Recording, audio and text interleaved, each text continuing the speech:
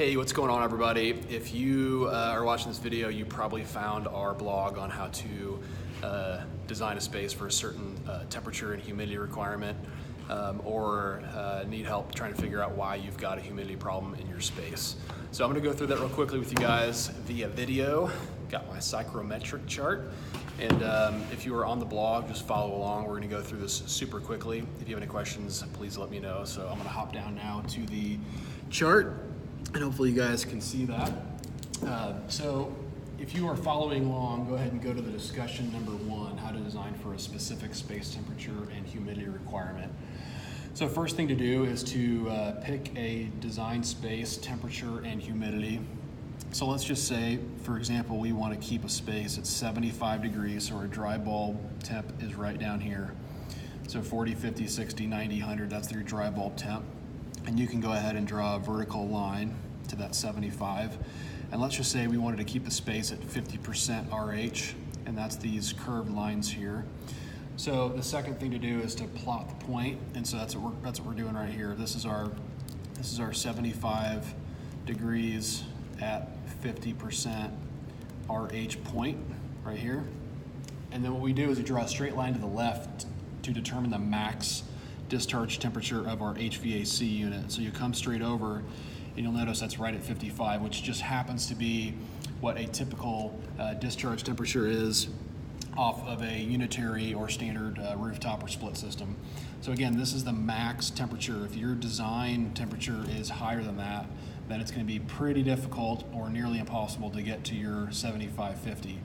And let's just look at one more example too. Let's just say your customer wants to keep it at 68, and let's just say 45%. So right here, sort of between the 50 and the 40. So we draw a line up from 68,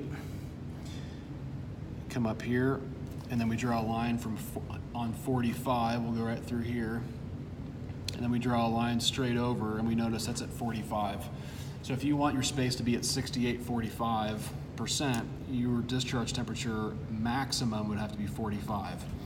So just kind of keep that in mind when you have a customer that asks for a certain requirement. This is the first thing that I always do, is pull out a psychrometric chart and just see if we can use standard equipment, which again, standard HVAC equipment is going to be in a discharge temperature range around here from 58-ish to 55. That's your sort of your standard HVAC equipment today. And then, if you need to get down to like 45, you're going to need something special, bigger coil, slow the airflow down. And then we start to look at needing reheat, so you're not overcooling the space. So that's the first topic.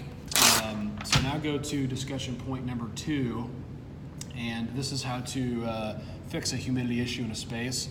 And we're just going to go super high level, just sort of how to start the conversation. So first step is to plot the current space temperature and humidity on a psychrometric chart. So let's just say someone says, hey, our humidity is at 70% right now, and we need to get it down to 50 or 55. First question I always ask is, well, what dry bulb temperature are you keeping it at? So actually had one of these calls a couple weeks ago, and the space temperature was around 64 degrees. 64 degrees F. So come down here and you plot 64. That's right here. If I can draw a straight line.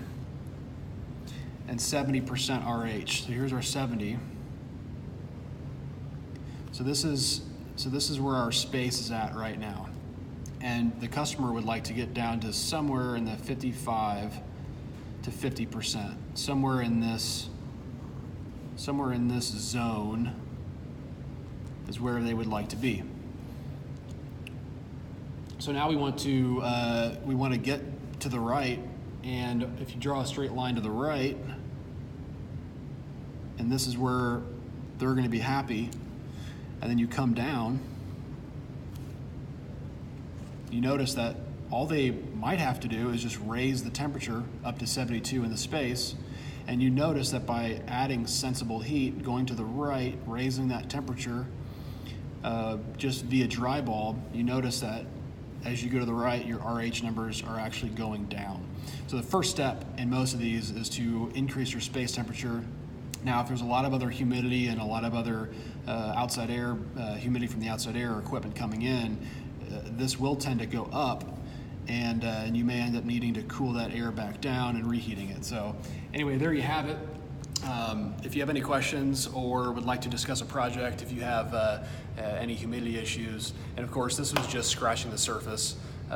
There's a lot more that's involved with this, vapor barriers and other type of equipment. So anyway, thanks for watching. Hope you have a great day, and if we can help you with anything, let us know. Thanks.